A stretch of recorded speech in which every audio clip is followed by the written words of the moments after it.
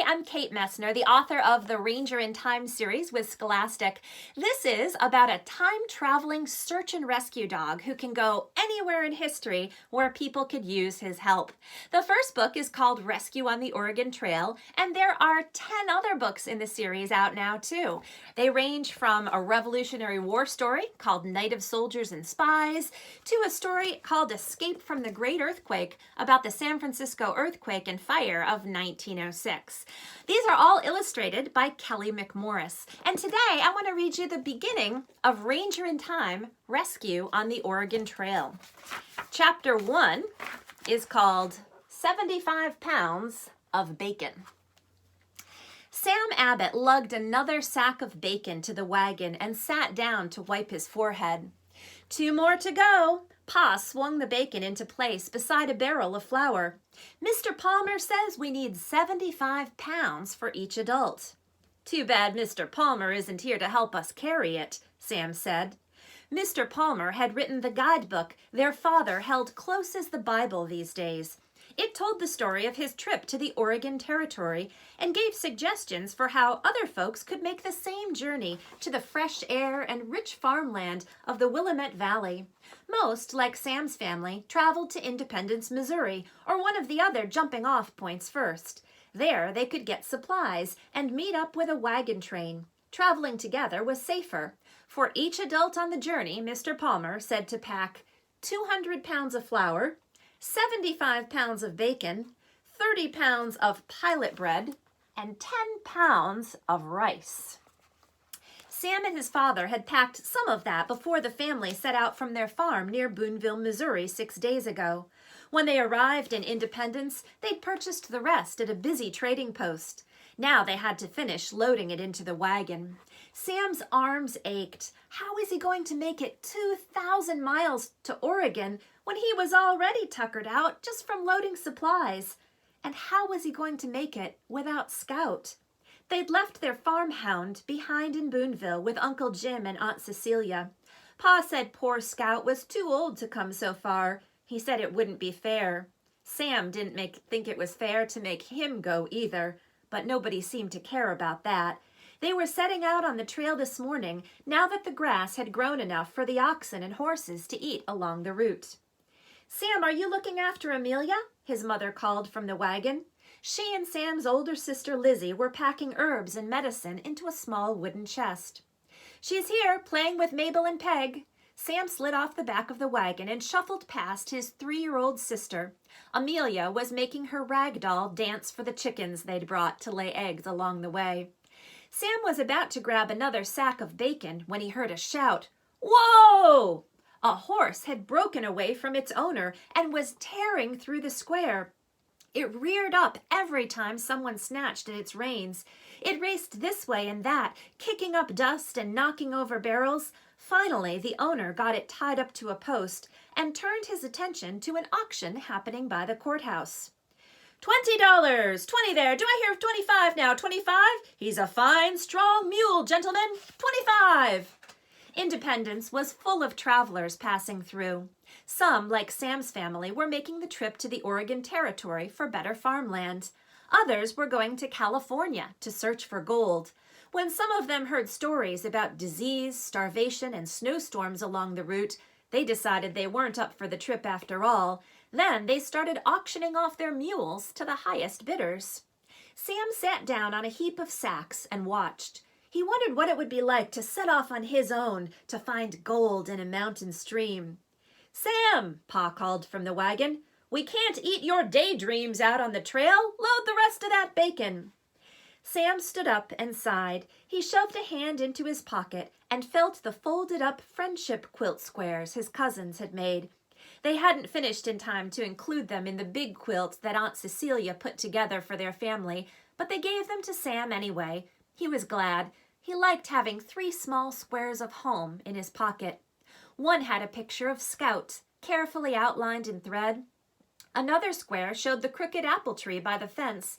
The third showed the Abbott's farmhouse and barn, pieced together with colorful scraps of fabric. Sam already missed home so much. Pa said it was all right to be sad. But your heart has room to love more than one place, he had promised. Pa said the Oregon Territory was a land of milk and honey. He said it would be one of those places to love, for sure. Still, Sam couldn't help worrying. It would be like Independence, a land of dust, smelly animals, and stale bread. At least they'd have bacon. He hugged another sack to his chest. "Amelia!" Sam's mother called out. She was searching around the wagon frantically. "Amelia!" Her eyes landed on Sam. "Where is she?" "I was watching her, but—" Sam ran to where his sister had been. Her doll lay in the dirt next to the chicken coop.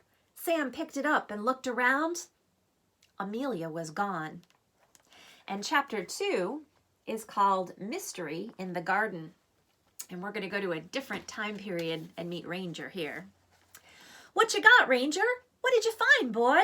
Luke called from the porch swing where he and Sadie were finishing their pizza slices for lunch. Ranger was too busy digging in the garden to look up. Ranger loved to dig. He loved the damp smell of earth. He loved the showers of dirt and rock that flew from under his paws and pattered on the ground behind him. He loved finding things, especially bones. There was something hard buried here. Ranger wasn't sure if it was a bone. He lowered his head to sniff the thing. Not a bone. Metal. It smelled old. He sniffed again and caught another scent on the wind. "Squirrel!" Ranger whipped his head around. "There, by the picnic table!" Ranger took off running, and so did the squirrel. It was fast, but Ranger was bigger, and he was catching up. Ranger loved chasing squirrels. He'd never caught one. He wasn't sure what he would do if he did. But they were such fun to chase with their twitchy, fluffy tails. He chased it twice around the picnic table, over a bench, around the bird bath. As Ranger was getting close, the squirrel raced up an oak tree. It perched on a way-up branch and chattered down at him. Sadie laughed. Another one got away. "Poor Ranger. You still can't resist those squirrels, can you?" Luke came over and scratched Ranger's ear. "You would have been such a good search and rescue dog." Ranger thought so too. He pushed his head into Luke's fingers. Squirrels were the reason Ranger couldn't be a search and rescue dog. Ranger had done all the training with Luke and Dad. They went to a special school with other dogs, German Shepherds and Labradors and other golden retrievers like Ranger. There, they learned to rescue people in trouble. When Luke ran into the woods and hid, Ranger could always find him. He knew to stay there and bark until Dad came. That's what you did with lost people. You had to stay with them and signal an alert to bring help. Ranger had practiced finding Luke in all different situations. He had practiced finding other people too. He could sniff a person's shirt or hat and then follow the smell of that person in the air to wherever the person had gone. Ranger was excellent at sniffing and finding. But to be a search and rescue dog, you had to ignore squirrels. Even when they raced right past you, flicking their fluffy tails, you weren't allowed to take off and chase them. You had to pretend the squirrels weren't even there. But they were, so Ranger chased them every time. He couldn't resist. Why was that a problem? It was only practice after all. Ranger would never go chasing after a squirrel if a real live person needed help. But the man who worked with Luke and Dad couldn't seem to understand. "I'm sorry," he told them. "I just can't pass him." Luke had looked sad about that. It made Ranger sad for a minute too, but then a squirrel had come flying across the lawn and Ranger chased it all around in circles. That made him feel much better. That squirrel had gotten away, just like this one in the yard. It was way up in the tree now. Sadie and Luke went inside to take care of their pizza place, so Ranger went back to the garden to dig. Soon he had the metal thing uncovered. It was a box with a strap made from some kind of animal hide. Ranger clamped his teeth onto the leather and tugged the box from the hole. It had symbols like the ones Ranger had seen on a smaller white box in a cabinet in the house. And this is what it said: First Aid. Ranger sniffed the box. It didn't smell like there were bones inside. He would have to dig some more and keep looking. But as Ranger turned back toward the garden, he heard a high-pitched humming sound. His ears twitched. It was coming from the box. He sniffed the metal. Vibrations tickled his nose. What was in there? If Ranger took the box to Luke, he could open it and they could find out. The box was too big for Ranger to hold in his mouth, so he poked his nose under the leather strap and nuzzled it over his head. When he lifted the box from the dirt, the humming got louder. The box felt warm at Ranger's throat. Bright light spilled from the cracks in the old metal and seemed to swallow up the whole yard. Ranger's skin prickled under his fur. The light coming from the box grew brighter and brighter. The metal rattled and shook. Ranger whimpered. He flopped down in the grass and tried to paw the box away. But all he could see was white-hot light, too bright. The light spread and grew. There was a blinding flash, and Ranger felt as if he were being squeezed through a hole in the sky. He closed his eyes until the humming stopped and the hot metal cooled. When he opened his eyes, he found himself on a dusty road crowded with people. They weren't dressed like Ranger's family. The men and boys wore long pants and button-up shirts. The girls had skirts and aprons like the kind Sadie wore when she played dress-up. Ranger sniffed the air. This was not his backyard. He smelled campfires and horses and chickens. He smelled coffee and hot grease and bacon. But above it all, he smelled men, crowds of them hurrying and carrying and loading. They smelled of dust and smoke and sweat. Ranger pricked up his ears. This wasn't Luke's neighborhood.